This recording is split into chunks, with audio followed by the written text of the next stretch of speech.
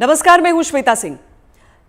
कहते हैं कि कोई भी व्यक्ति किसी पर भी विश्वास कर सकता है, लेकिन जब पैसों की बात आती है तो आप हर किसी पर विश्वास नहीं करते।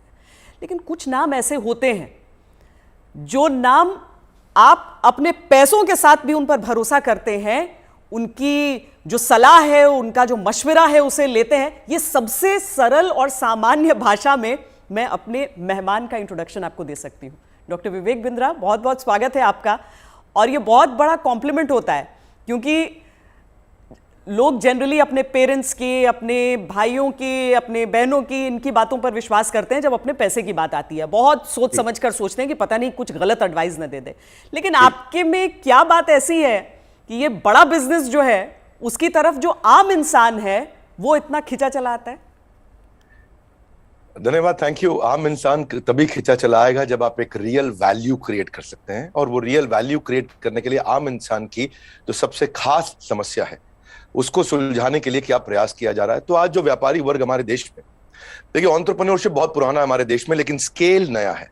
बिजनेस खड़ा तो लोगों ने किया है, लेकिन बिजनेस बड़ा नहीं किया है। और बिजनेस बड़ा कैसे किया जाए, उसके लिए सोलोप्रेन्योर, एंटरप्रेन्योर के लिए हमने हिंदी भाषा में एक बड़ा बिजनेस, ये प्लेटफॉर्म ऐसा बिल्ड किया है जिससे वी आर हेल्पिंग, और आज बिलियनियर प्रोफेसर्स के साथ में हम उनकी मदद कर पा रहे हैं। लगभग 10 करोड़ लोग हमारे वीडियोस हर महीने देखते हैं, विच इज 100 मिलियन का हमारा मंथली एक्टिव यूजर है, और एक फार रीचिंग इम्पैक्ट है। आज 750 डिस्ट्रिक्ट के अंदर आज हमारे ऑफिस, माइक्रो फ्रेंचाइजी उनके साथ में नीचे जाके एक आम आदमी का हैंड होल्डिंग कर रहे हैं। अपना ये एक मुद्दा है कि रिक्शा वाले को भी हम एक बड़ा एंटरप्रेन्योर टेक्नोलॉजी के साथ एनेबल, साधारण भाषा में सिखा के उसे कैसे आगे बढ़ा दें। अच्छा, सुना है कि आपको कुछ गिनीज बुक रिकॉर्ड्स में भी नाम है, कई सारे रिकॉर्ड्स हैं इनफैक्ट। धन्यवाद, थैंक यू। हाँ, ठीक बात है। हालांकि ये वर्ल्ड रिकॉर्ड बनाना हमारा गोल नहीं है, वो एक आउटकम है। गोल हमारा था कि क्या हुआ पेंडेमिक में। अब मुझे वो 2020 का वो समय याद आता है जिस समय अप्रैल का टाइम था, बहुत ज्यादा सब जगह इतना ज्यादा उस समय माहौल पैनिक का था कि लोगों को समझ नहीं आ रहा था क्या किया जाए। तब हमने पहला एक वेबिनार किया। एक वेबिनार में अमूमन 100, 200, 500, 1000 लोग आते हैं। हमारे वेबिनार में 10 लाख, 15 लाख, 20 लाख लोग आए तो गिनीज वर्ल्ड रिकॉर्ड में आ गया।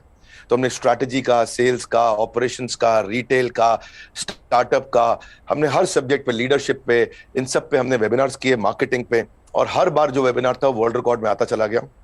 आज लगभग Guinness book of world record हमारे 9 हैं, और golden book of world record मिला के हमारे 10 वर्ल्ड रिकॉर्ड बन चुके हैं।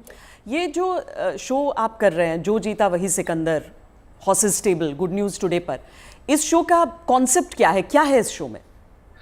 देखिए, वैसे तो होना चाहिए जो जीता वही चंद्रगुप्त मौर्य। हाँ। क्योंकि चंद्रगुप्त जीते थे, सिकंदर नहीं जीते, पर क्योंकि ये कहावत बहुत ज्यादा मशहूर है तो ये नाम भी रखा गया और बड़ा अच्छा चला। ये on the spot funding reality show है। इसमें 8 इन्वेस्टर आते हैं, हर एक इन्वेस्टर अपने साथ 5 करोड़ रुपए रेडी रखता है। 24 स्टार्टअप सामने आते हैं। स्टार्टअप आता है, रियलिटी शो है, पैसा इन्वॉल्व है। इसमें Sunil Shetty production, India TV, अपना इंडिया टुडे ग्रुप जो है हमारा, और सारे, मेरा जो रोल है इसमें मेंटर, कोच, एडवाइजर और स्टार्टअप गुरु का है।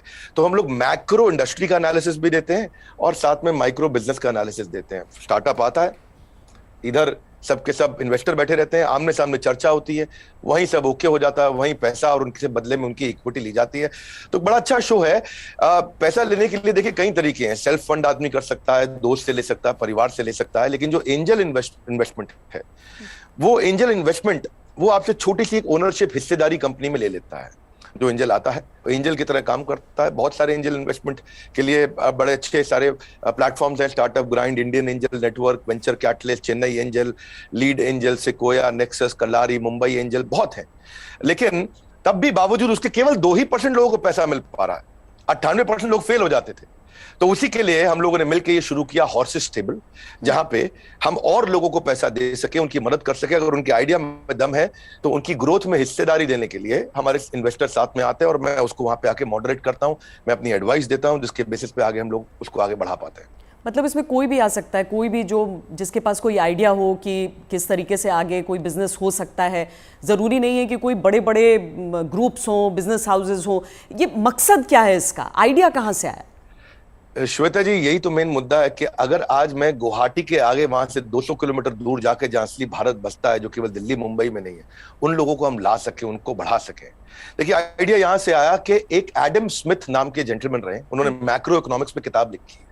200 साल पुरानी किताब है, उसको पढ़ने के बाद कुछ नहीं चाहिए। वो कहते 4 चीजें होनी चाहिए एक जिस देश की पॉपुलेशन बढ़ रही है वहां बिजनेस अच्छा होगा, जहां टेंडेंसी टू कंज्यूम है, हमारे देश में स्वतंत्रता बहुत है, कुछ भी कंज्यूम कर सकते हैं, हमारा देश चाइना की तरह नहीं है। तीसरा, जहां एंटरप्रेन्योर बहुत है, और चौथा जहां इनोवेशन है। चारों लिहाज से 4 में से 3.5 नंबर इंडिया को दिए जाते हैं। इंडिया में एंटरप्रेन्योरशिप बहुत तेजी से बढ़ रहा है। तो हमारे को, आपने पूछा आइडिया कहां से आया, आइडिया यहां से आया कि गड्ढा ढूंढने का एक ट्रेनिंग दिया जा रहा है, इसके द्वारा लोगों को इंस्पायर किया जा रहा है कि कैसे एक स्टार्टअप आए, क्या वो कस्टमर का टाइम बचा रहा है तो उसको पैसा मिल सकता है, हाँ भाई बड़ा अच्छा कर रहे हो आप, क्या वो कस्टमर का एफर्ट बचा रहा है, क्या वो कस्टमर का कोई कंफ्यूजन घटा रहा है, क्या वो कस्टमर के लिए सामान सस्ता लेके आ रहा है, क्या वो कस्टमर की प्रायोरिटी पे उसको फोकस करा रहा है, क्या वो कस्टमर को बढ़िया स्किल सर्विस, क्या वो कस्टमर को कोई वेंडर आइडेंटिफाई करके दे रहा है, क्या कस्टमर के लिए कोई कन्वीनियंस क्रिएट कर रहा है।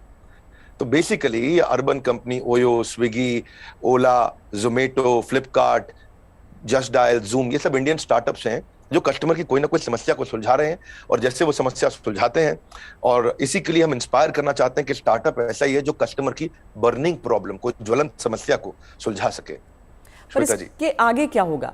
मतलब अगर कोई इंसान है, जैसे मान लीजिए मेरे पास ही कोई आइडिया है, तो मुझे तो बिजनेस चलाने के बारे में मालूम नहीं है, फंडिंग अगर मान लीजिए मुझे मिल भी जाती है यहाँ पर, तो आगे क्या बिजनेस चलाने में मदद भी मिलेगी?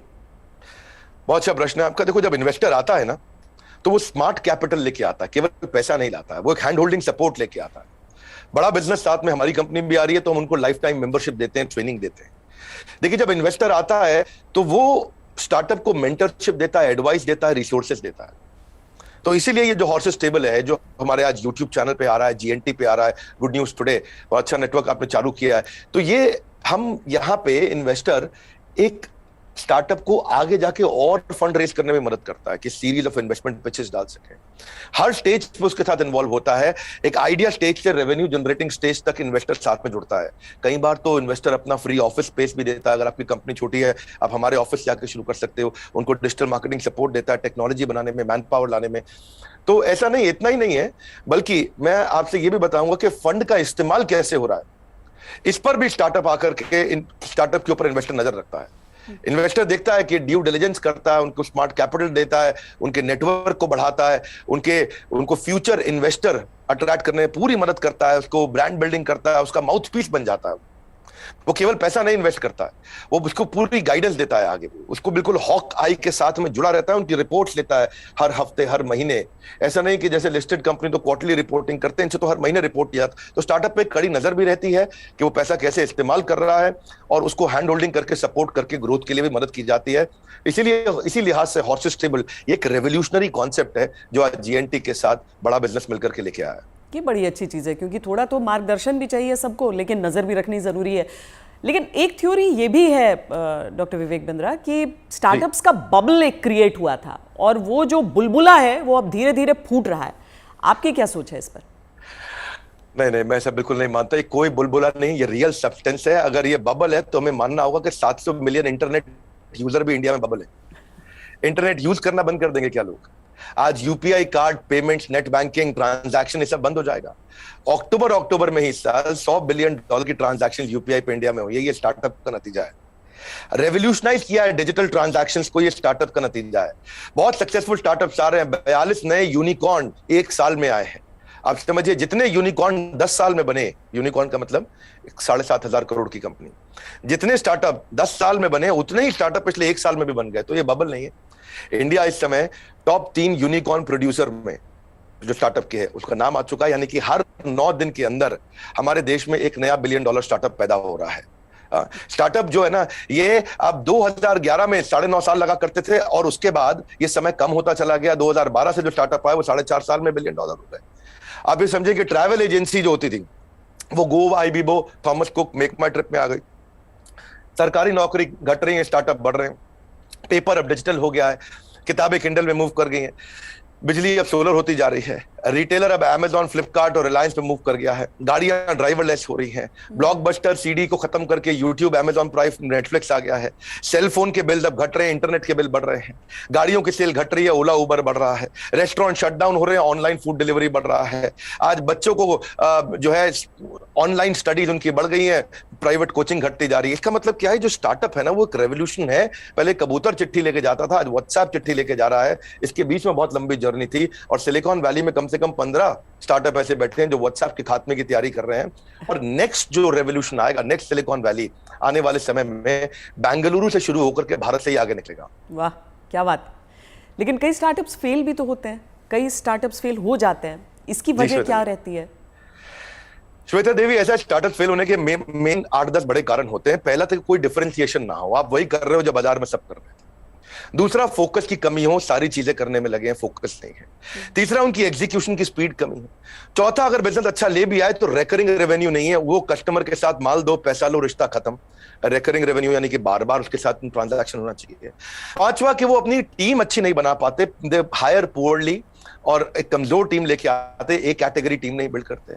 वो कुछ ऐसा बना बैठते हैं, गलती से एक और गलती एक करते हैं कि वो जो मेरे को अच्छा लग रहा पर कस्टमर को उसकी जरूरत नहीं, यानी कि कस्टमर अनफ्रेंडली प्रोडक्ट बना देते हैं, कस्टमर का फीडबैक नहीं लेके आ पाते हैं। पैशन नहीं होता है, प्रॉफिट के चक्कर में चले गए लेकिन पैशन नहीं है, ये बड़ा जरूरी है। आंसर बड़ा महत्वपूर्ण है। जो आज व्यूअर देख रहे हैं उनको ये समझना चाहिए कि अगर बिजनेस मॉडल और रेवेन्यू मॉडल कमजोर है, प्री मैच्योर स्केल किया, बिजनेस खड़ा हुआ नहीं, बड़ा करने पहले निकल गए, बिना टेक्नोलॉजी के स्केल किया और उसके चक्कर में फिर आपने कर्जा भी ले लिया, तो फिर जो है वो एग्जीक्यूशन और स्लो होगा, प्रॉफिट और कैश फ्लो खत्म होगा, और फिर कैश बर्नआउट के बाद आप फंड भी रेज नहीं करेंगे। यही मुख्य कारण होते हैं कि स्टार्टअप फेल होते हैं। तो पहले बिजनेस को खड़ा करना है, बाद में बिजनेस को बड़ा करना है। क्या हम समझे कि एक स्टार्टअप कल्चर है अब, और ये डेवलप हो रहा है, और ऐसे में भविष्य से आपकी क्या उम्मीदें हो जाती हैं? देखिए, स्टार्टअप का कल्चर अब डेवलप हो रहा है इंडिया में। पिछले काफी समय से हम ऑब्जर्व कर रहे थे, नंबर 1 पे सिलिकॉन वैली, न्यूयॉर्क सिटी, उसके बाद London, Chicago, Los Angeles, Seattle, Boston, Berlin, Tel Aviv Israel में जो है, और सिंगापुर। यही केवल 10 शहर थे दुनिया के अंदर जहां स्टार्टअप्स बिल्ड हुआ करते थे।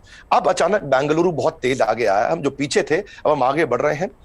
परंतु क्यों हम पीछे रह गए थे और भविष्य में कैसे आगे बढ़ेंगे उसको समझते हैं। हम पीछे इसलिए रह गए क्योंकि हमारा इंडियन एजुकेशन सिस्टम बहुत कमजोर था। इंसान को रोटी कपड़ा मकान के अलावा सबसे ज्यादा जरूरी है शिक्षा, और यहाँ पे ग्रेजुएट इतने प्रोड्यूस हो रहे हैं जितने कंज्यूम नहीं हो रहे थे। Real time corporate campus experience नहीं है, पढ़ाई पुरानी है, स्टैग्नेंट सिलेबस है, कन्वेंशनल थियोरेटिकल क्लासरूम अप्रोच थी। इस चक्कर में अंडर एम्प्लॉयमेंट जो है वो अनएम्प्लॉयमेंट से ज्यादा बड़ी समस्या है। आज राजनेता लोग सबके सब हमारे यहाँ पॉलिटिक्स में अनएम्प्लॉयमेंट की बात करते हैं, लेकिन अंडर एम्प्लॉयमेंट कितनी बड़ी बात है कि अब ग्रेजुएट पोस्ट ग्रेजुएट को 14,000 रुपए की तनख्वाह मिलती है, पीएचडी होल्डर को आज अगर 20,000 की तनख्वाह मिल रही है तो कितना बुरा हाल है।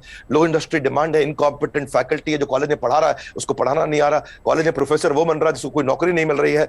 तो स्टूडेंट की एस्पिरेशन बहुत थी, प्रिपरेशन यहाँ थी, प्रिपरेशन है नहीं, एस्पिरेशन बहुत ज्यादा है। उस चक्कर में हमने हार्वर्ड के प्रिंसिपल्स को इंडिया में अडॉप्ट किया कि 80% case study, 10% project, 5% lecture, 5% learning, ये है 100% का पूरा मॉडल। और आप जो है ये जो आपका बेसिकली प्रश्न है कि कल्चर डेवलप हो रहा है, हाँ अब ये कल्चर डेवलप हो रहा है।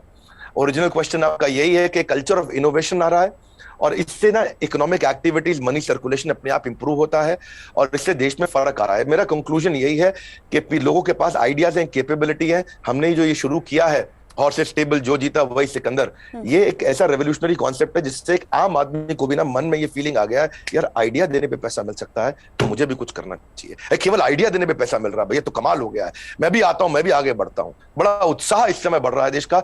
हमारे यूट्यूब चैनल पे हमको बहुत फीडबैक्स मिल रहे हैं, जीएनटी पे मैंने देखा बहुत से फीडबैक्स मिल रहे हैं, लोग बहुत पसंद कर रहे हैं, शेयर रेट बढ़ गया, वीडियो कंजम्पशन रेट बढ़ गया। नहीं, आप बहुत सही बात कह रहे हैं, क्योंकि 12वीं कक्षा की इकोनॉमिक्स जब हम पढ़ते हैं तो उसमें अनएम्प्लॉयमेंट में तो कई चैप्टर्स हो जाते हैं, अंडर एम्प्लॉयमेंट सिर्फ एक सबहेड के तौर पर नजर आता है। लेकिन बहुत बड़ी समस्या है, देश में टैलेंट की कमी नहीं है, टैलेंट पूल है हमारे सामने। लेकिन कोई ऐसा रोड मैप आपको नजर आता है कि जो प्रतिभा है युवाओं की, उसके हिसाब से उन्हें मौके मिल सके? रोड मैप एक ही है कि आज बच्चों को लैक ऑफ क्लैरिटी है, उनको प्रोफेशनल करियर सब्जेक्ट कोर्स इसके बारे में जानकारी नहीं है। तो रोड मैप केवल एक ही है कि उसको कंटिन्यूअस लर्निंग का मतलब है कंटिन्यूअस अर्निंग। उसको अपने साथ एक डिसिप्लिन बिल्ड करके अपने साथ मूक यानी कि मैसिव ओपन ऑनलाइन कोर्सेज दुनिया भर में आ गए, लगातार सीखने से खाली दिमाग खुले दिमाग में परिवर्तित हो जाएगा। अब जो anyone who keeps on learning he will stay young forever, ये हेनरी फोर्ड ने बोला है। बड़ा बिजनेस भी इसीलिए आया, दुनिया भर में कॉर्पोरेट ट्रेनिंग हो रही थी, स्किल डेवलपमेंट हो रहा था, K-12 की बात हो रही थी, टेस्ट प्रिपरेशन हो रहे थे, बायजूस, वेदांतु सब आ गए, लेकिन एक आम आदमी के लिए, व्यापारियों के लिए सिखाने के लिए कुछ नहीं था। तो रोड मैप ये है कि आपको आज लर्निंग पे फोकस करना चाहिए। हमने भी उस गैप को समझा, हमने देखा कि कस्टमर के पास आज टाइम नहीं है, क्वालिटी टीचर नहीं है, हिंदी भाषा के अंदर कंटेंट नहीं है, मिनिमम एजुकेशन रिक्वायरमेंट पूरी नहीं कर पाते, आज MBA कॉलेजेस तो बहुत महंगे हैं, MSME के मेंटर नहीं है। तो मैंने उसके लिए हमने बड़ा बिजनेस चालू किया कि लोग आकर के सीखे वहां। क्या मॉडल है? Any time, anywhere, any device. कोई मिनिमम एजुकेशन नहीं चाहिए। वीडियो, वॉइस, वर्नाक्युलर, आपका टाइम हम सेव करेंगे ताकि आप सक्सेस मिले आपको। इजी टू यूज कर दिया है। सारे business planning tool, framework, agreement, उनको डॉक्यूमेंट, स्ट्रैटेजी शीट, हर एक चीज बना के हैंड होल्डिंग के साथ, कोई भी सब्जेक्ट में फंसे वो, strategy, sales, HR, finance, customer service, funding, operations, technology, marketing, admin, legal, production, इस सब में उसको मदद करते हैं ताकि वो आकर के सीखे। तो बेसिकली रोड मैप ये है कि आदमी को सीखना चाहिए। हमने ऐसा किया है कि हमने 750 रुपए महीने पे एक एग्जीक्यूटिव एमबीए उसको कराना शुरू कर दिया है। 1500 रुपए महीने पे हमने एक अडल्ट को एमबीए कराना शुरू कर दिया है। सिखा कौन रहा है मेरे साथ? मेरे प्रोफेसर एक कैटेगरी है। Kent RO, Patanjali, Amul, Morgan Stanley, Somani, Apollo, Ford Motors, इन सबके चेयरमैन हमारे साथ जुड़े हुए सिखा रहे हैं। Dainik Bhaskar, Lal path lab, Xiaomi, HDFC limited, जब इनके चेयरमैन एक अच्छा बिलियनियर प्रोफेसर आके सिखाता है और वो लर्निंग देता है और इतनी अफोर्डेबल प्राइस पे देता है, तो उससे रेवोल्यूशन आ रहा है। यही कारण है कि आज देश में बहुत सारे लोग हमारे साथ जुड़े हैं, जिसके कारण हम वो सीख पा रहे हैं, आगे बढ़ रहे हैं। तो रोड मैप सब लोग को मेरा एक ही मैसेज है कि अगर आपको अर्निंग बढ़ानी है तो पहले लर्निंग बढ़ानी होगी। क्योंकि अमूमन ऐसा होता है कि कुछ बड़े बिजनेस हाउसेस, हम सब टाटा बिरला को देखते हुए बड़े हुए, लेकिन वो मोनोपोली है इतना भी समझ में आया। कुछ कठिन शब्द लोग सीखते गए, लेकिन इतना भी साथ में सीखा कि सारा कंट्रोल इन्हीं के हाथों में रहेगा। लेकिन क्या ये स्टार्टअप कल्चर जो है वो बिजनेस डाइवर्सिफिकेशन में मदद कर सकता है? श्वेता देवी, अब जमाना बदल गया है। पहले $1 बिलियन कंपनी बनाने में जो 50 साल लगते थे, 5 साल में बन जाती है। जो हमारे यहाँ टॉप रैंकर सबसे बड़े अरबपति 1950 में थे, उनमें से अब कोई दिखाई नहीं पड़ता है टॉप अरबपति की लिस्ट में हमारे देश में। अचानक जमाना बदल गया है। इनफैक्ट सन 2000 तक भी नौकरी.com, मेक माई ट्रिप, इनको 14 साल लगे $1 बिलियन कंपनी बनने में। पर आप उसके बाद देखिए, फ्लिपकार्ट, पॉलिसी बाजार, जोमेटो आया तो इनको 14 साल नहीं लगे, ये 8.5 साल में $1 बिलियन हो गए। पर उसके बाद में देखिए, नाइका, ओयो, उड़ान और ओला इलेक्ट्रिक आया, ये 2 साल 3 साल में $1 बिलियन कंपनीज हो गए। तो अब जो है वो कॉर्पोरेट्स की बपौती नहीं रह गया है बिजनेस। अब पहले हुआ करता था कि बड़ी मछली छोटी मछली को खा जाया करती थी, आज बहुत सारी छोटी मछली मिलकर बड़ी मछली को खा जाती हैं, और उसी रेवोल्यूशन में हम कंट्रीब्यूट कर रहे हैं साथ में। डॉक्टर बिंद्रा, बहुत मज़ा आया आपसे बात करके। और एक चीज़ मैं कहूँगी कि आमतौर पर क्या है कि ये बिजनेस के कॉन्सेप्ट्स जो हैं उसमें अंग्रेजी का इतना इस्तेमाल होता है कि आम लोग कनेक्ट नहीं कर पाते हैं। आंकड़ों का इतना इस्तेमाल होता है कि लगता है कि यार ये तो हमारे बूते की बात नहीं है। आप इतने सिंपल तरीके से समझाते हैं, मुझे लगता है इसीलिए ऐसी चीज़ों पर भी लोग आपकी बात को समझते हैं, आपकी बात को मानते हैं। और ये जो जी, हर एंकर के साथ भी उतना अच्छा नहीं लगता जितना श्वेता देवी आपका इम्पैक्ट है और आज तक का इम्पैक्ट है। मैं तो मतलब मानता हूं उस बात को कि आज तक जितना न्यूट्रल और जितना अच्छा चैनल रहा है, और खास तौर से जो आपने इन्फ्लुएंस क्रिएट किया, तो आपको बहुत बहुत बधाई। धन्यवाद, आपने इतना समय लगाया आज लोगों को इन महत्वपूर्ण पहलुओं पर हम चर्चा कर सके। Thank you so much. Thank you so much. धन्यवाद श्वेता देवी, थैंक यू।